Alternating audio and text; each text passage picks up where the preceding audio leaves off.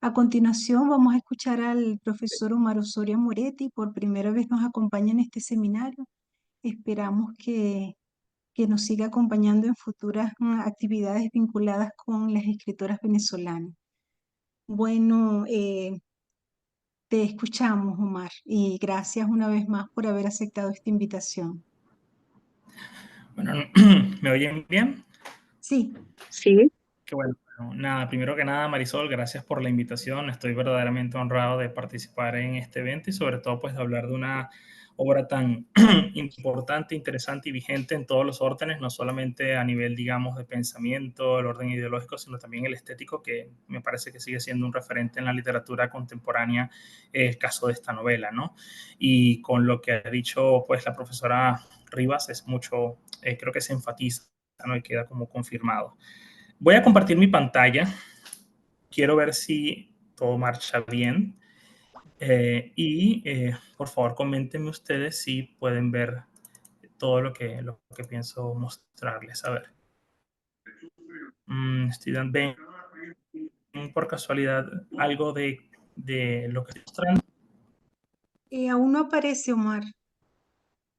Pero ya está diciendo que está empezando la función de Parece, compartir pantalla. Puede que se tarde un poquito por la conexión. Ah, Ya empezó. ahora sí. Ok. Bueno, entonces a lo mejor hay un poco de quizá de latencia, pero esperemos que, bueno, que con el favor de Dios no se caigan en nada por el estilo. Díganme cuando puedan ver de manera definitiva la diapositiva. Se ve perfecto, Todos lo Omar. estamos viendo. Ok, entonces, bueno, básicamente esto que les voy a mencionar hoy y sobre lo que voy a hablar es sobre el trabajo que yo en su momento escribí y publiqué allá por el año 2017. Lo que voy a mencionar obviamente no es todo, es si se quiere el núcleo. Creo que con el núcleo es más que suficiente y se puede comprender a grandes rasgos de qué va lo que yo quiero hablar, ¿no? De todos modos, cualquier otra duda pues, pueden mostrarla en la sesión de preguntas online, ¿no? Mi trabajo se llama Asociaciones entre la historiografía y la narrativa histórica, Doña Inés contra el olvido, de Teresa Torres. Y digamos que lo que me motivó a mí a hacer este trabajo fue lo siguiente. Como muy bien señaló Marisol, la novela tiene una amplia tradición crítica que toca diferentes ramas o diferentes aspectos de la novela, lo que por una parte demuestra su complejidad y su riqueza, ¿no?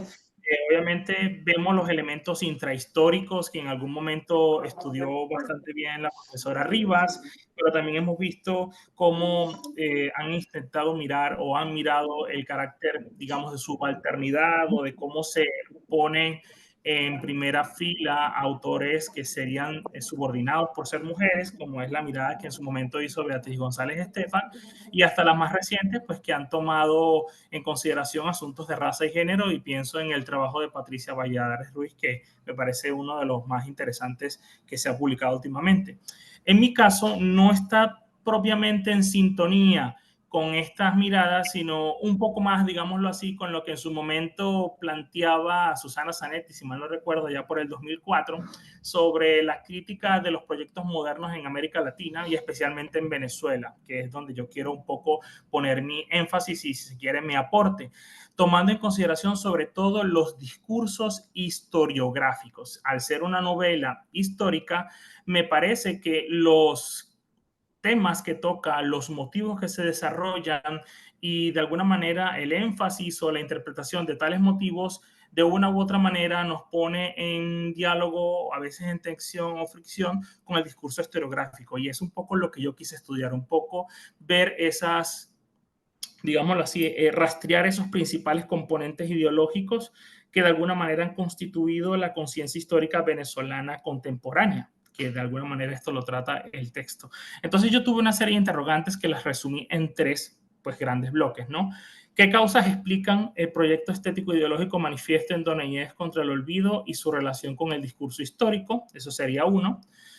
¿De qué manera la novela entra en tensión con el discurso historiográfico nacional? Y tercero, ¿cuáles son las principales ideas configurantes de la conciencia nacional con las cuales la novela entra en conflicto?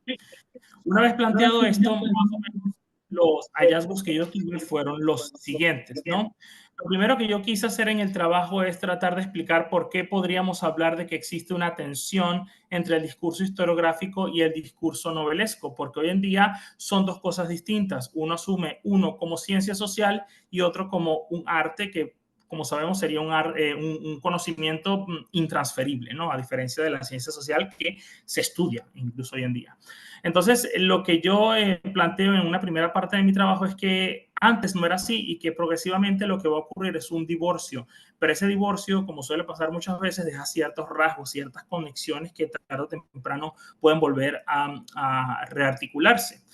Y en ese sentido, lo que estipulo es que antiguamente incluso el discurso historiográfico era narrativo. De hecho, muchas veces productos del siglo XIX y buena parte del XX se asumen como textos históricos y cuando uno los lee a primera vista parecen literarios. ¿Por qué? Porque entre historiografía y narración hubo una conexión muy importante al punto de que narrar muchas veces era una forma de historiar. Pero en el siglo XX, en Venezuela, sobre todo en Venezuela, ya en Europa y en el primer mundo, eso empieza a ocurrir muchísimo antes, sobre todo, digamos, desde 1840, 1860, desde hace mucho antes. Pero en Venezuela, en el siglo XX, es muy importante este divorcio entre historiografía y narrativa, sobre todo, pues, con las ciencias que serían, las corrientes históricas que serían las más potentes en este ámbito, que es, pues, el positivismo en primer lugar. Vamos a ver cómo, por ejemplo, en la época del positivismo encontramos a historiadores que empiezan a divorciar el discurso historiográfico de la narración y literalmente narrar ya no es necesariamente historiar. Y aquí vemos un caso, por ejemplo, de César Sumeta, que dice, el que se limita a la pura enunciación de los hechos es simplemente cronista. Esto, por ejemplo, en el siglo XIX y en buena parte del principio del XX no se considera una realidad desde un punto de vista del conocimiento. Narrar también puede ser una forma de historiar, y si no, recordemos el caso más famoso que tenemos en el 19, que es Eduardo Blanco. Hoy en leído como literatura en los cursos de letras, pero que realmente en su momento fue historiografía pura y dura, solo que desde la escuela romántica, como veremos más adelante. Tenemos otros exponentes mucho más adelante, autores de la talla de Carracholo Parra Pérez, por ejemplo, que incluso empieza a deslegitimar o a reducir la importancia historiográfica de trabajos que antiguamente eran considerados historiográficos, pero que ya no lo son, en aras de su carácter narrativo. Entonces aquí tenemos dos citas, ¿no? Una donde habla de la labor historiográfica nada más y nada menos que de Juan Vicente González, que es uno de los representantes historiográficos de la escuela romántica venezolana, y dice nada más que antes que por historiador debe tenérsele por el primero de nuestros poetas en prosa, es decir, de historiografía absolutamente nada. Esto es una señal de divorcio desde el plano epistemológico y científico entre historia y narrativa.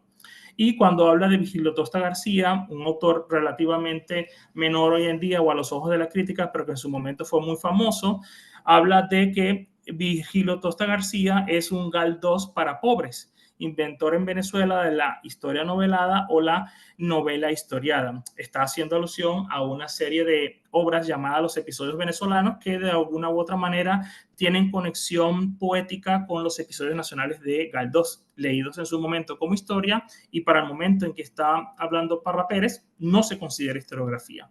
Estos son señales, me parece a mí, de que hay un divorcio, pero que de ese divorcio, pues, de alguna manera siguen manteniéndose conexiones de las cuales de alguna manera la novela que voy a explicar bebe o entra en contacto.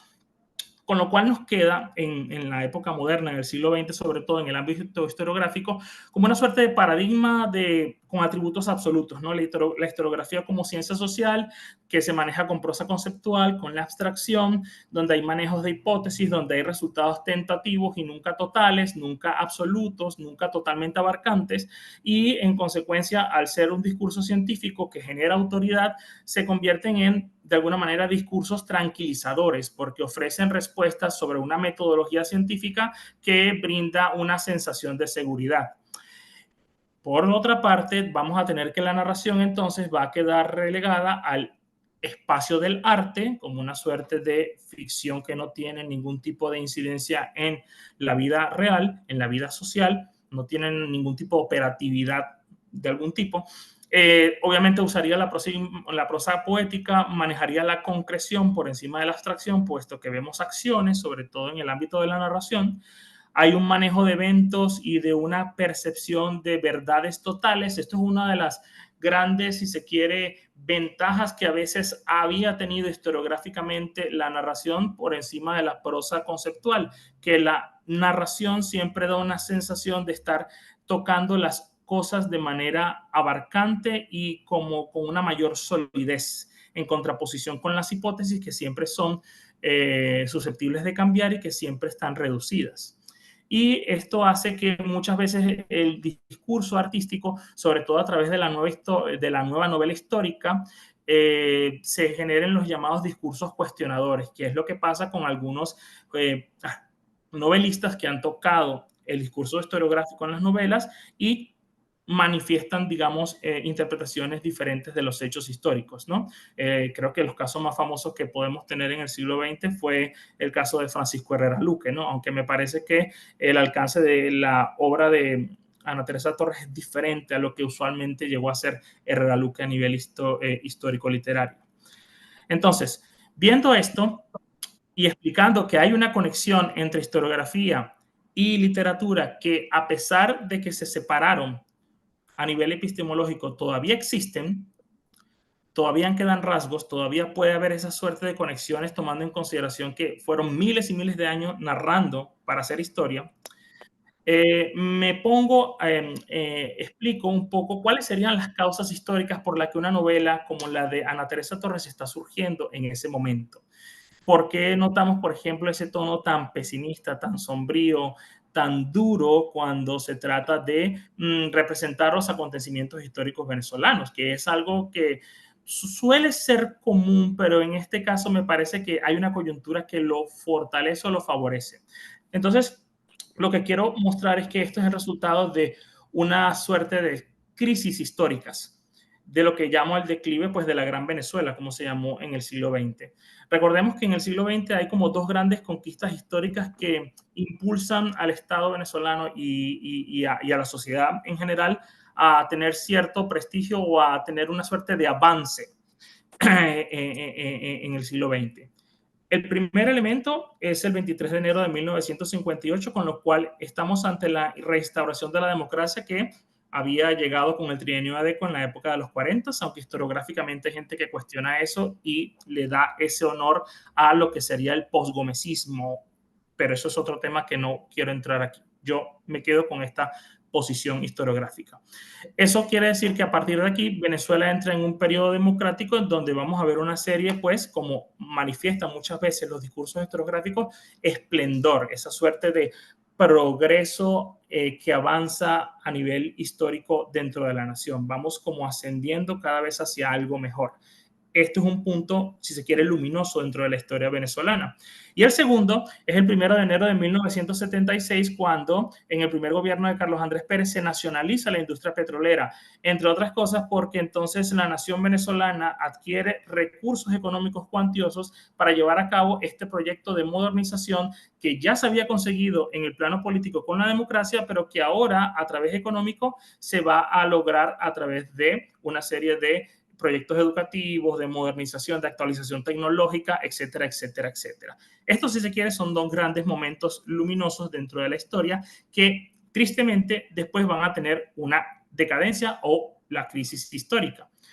¿Cuál es la crisis histórica que vemos primero? Lo que se llama el Viernes Negro. A partir de aquí vamos a ver una crisis económica que no ha parado hasta el día de hoy y que de alguna manera le quita simbólicamente esa sensación que tenía el venezolano del siglo XX de pertenecer a un país sumamente rico, con todas las comodidades y además de eso, pues con un poder que no había tenido, que ahora se empieza a perderlo. Este es el primer elemento que va a generar dentro de la nación una suerte de derrotismo que como una bola de nieve va a venir hasta buena parte de la época en donde nos encontramos. Y el segundo es el golpe de Estado, uno de los tantos que vamos a ver en ese momento del siglo XX, de 1992, con lo cual se genera una crisis institucional. Entonces, aquellos momentos luminosos van a traer estas crisis históricas que van a generar en la época en que Ana Teresa Torres está escribiendo y publicando este texto, una suerte de sensación derrotista de la nación. ¿Okay? Podríamos decir, ya un poco adelantando las conclusiones, que es una suerte de relato de desencanto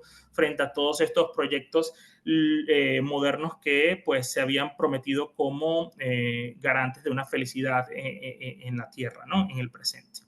Tomando en cuenta eso, yo estudio cómo entonces historiográficamente hay este choque que expresa ese desencanto en el momento en que se está escribiendo y publicando la novela.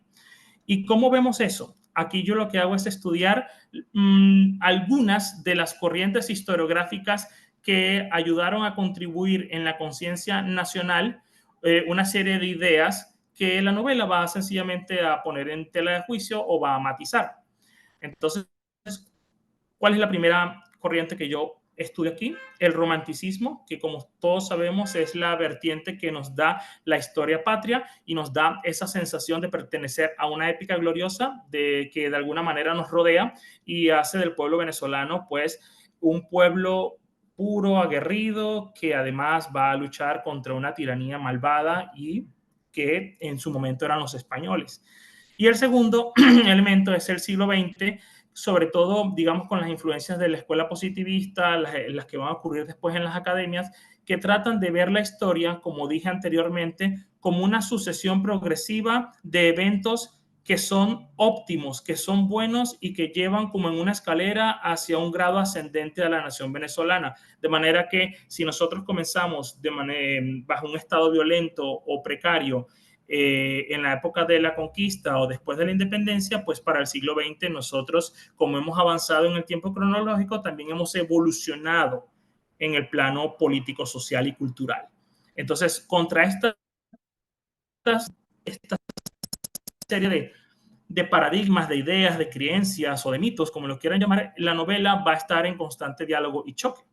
Entonces, vean, por ejemplo, cómo en Venezuela Heroica de Eduardo Blanco hay una posición que todavía nosotros, y lo podemos ver si hablamos con la gente o incluso en los mismos colegios, se mantiene esta idea del pasado colonial y una dicotomía entre españoles y venezolanos que pues eleva o genera valores axiomáticos absolutos, ¿no? La idea de nosotros los venezolanos fuimos los buenos que luchamos contra los malos y por ende nosotros legitimamos esta acción heroica que nos acompaña hoy en día porque siempre seremos ese bravo pueblo, ¿no?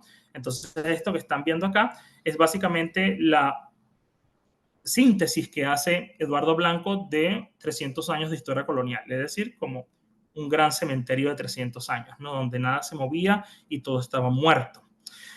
Eventualmente, nosotros vamos a ver, fíjense aquí, por ejemplo, cómo encontramos esta dicotomía entre españoles y venezolanos. Aquí hay una escena en donde Boves presenta atributos que son infernales, lo cual es, pues, si se quiere, el ejemplo absoluto de maldad, y los republicanos, por el contrario, manifiestan elementos heroicos, nobles y hasta de sacrificio. Esto nos habla un poco de cómo se ha ido construyendo también la conciencia nacional sobre la base de estos textos.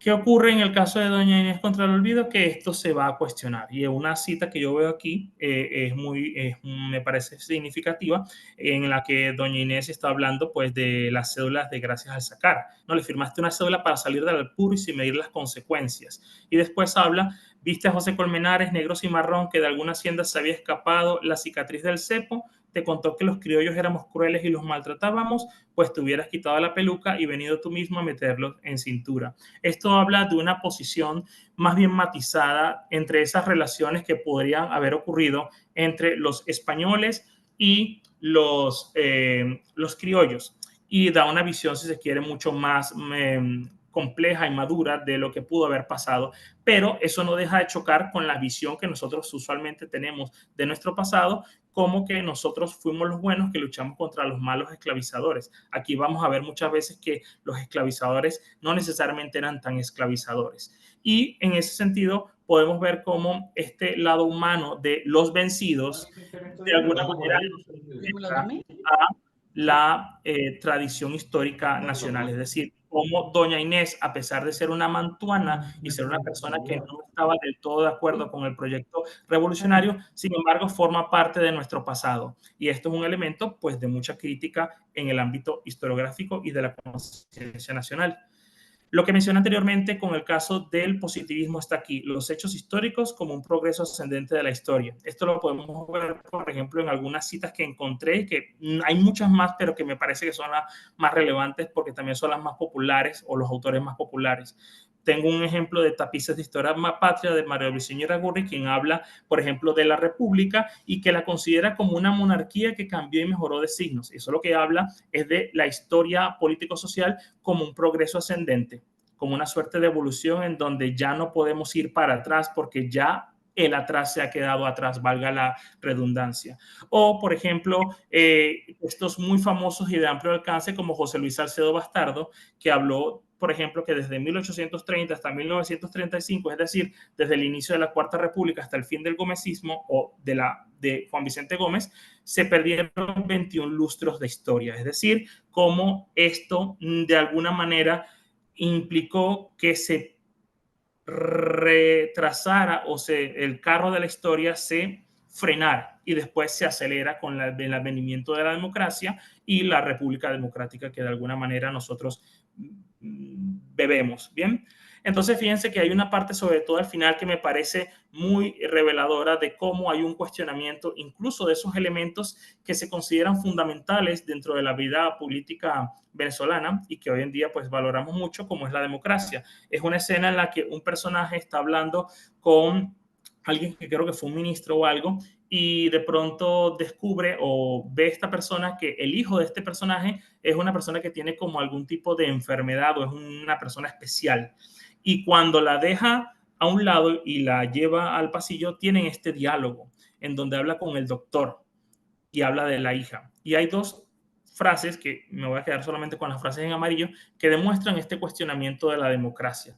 Yo no estoy en condiciones de pagarle un colegio privado, mi situación es muy precaria, por eso le digo Villaverde, yo no creo mucho en la democracia, es decir, nos está mostrando una sociedad que está desencantada, que no cree en el proyecto que de alguna manera toda la élite desde 1864 buscó, que es una república liberal democrática, y que de alguna manera se nos muestra ahora como un gran castillo de arena que se ha desmoronado. Y al final, fíjense lo que dice, lo único que le pedí a la democracia es una beca para esta niña y no me la dio. Entonces, básicamente lo que estoy mostrando aquí es cómo en estas situaciones históricas que va narrando y que va mostrando también doña Inés, se muestra un poco esa historia de desencanto y de cuestionamiento a los valores que historiográficamente se han dado de la gran Venezuela, ¿no? Un pueblo aguerrido, un pueblo que ha logrado grandes cosas, un pueblo que es el ejemplo de América Latina en materia democrática, etcétera, etcétera. Esto lo va a poner totalmente en duda y con elementos que eran constatables y todavía lo son en la historia de su tiempo en el contexto. Entonces, un poco para ir terminando, las conclusiones a las que llego serían las siguientes. Uno, doña Inés contra el olvido constituye una de las expresiones literarias del desencanto frente a los grandes relatos de la modernidad venezolana de finales del siglo XX. Y dos, que la incursión en el género novelístico histórico permite, gracias a la antigua conexión entre narración e historiografía, difundir un relato cuyas ideas dialogan con los principales pilares que han conformado la conciencia histórica nacional, especialmente la visión republicana de la Guerra de Independencia y la concepción de la historia como un avance progresivo y siempre ascendente. Con esto expresa una actitud de sospecha de los modos dominantes que construyeron la conciencia histórica nacional ahora en fase de crisis. Y eso sería todo.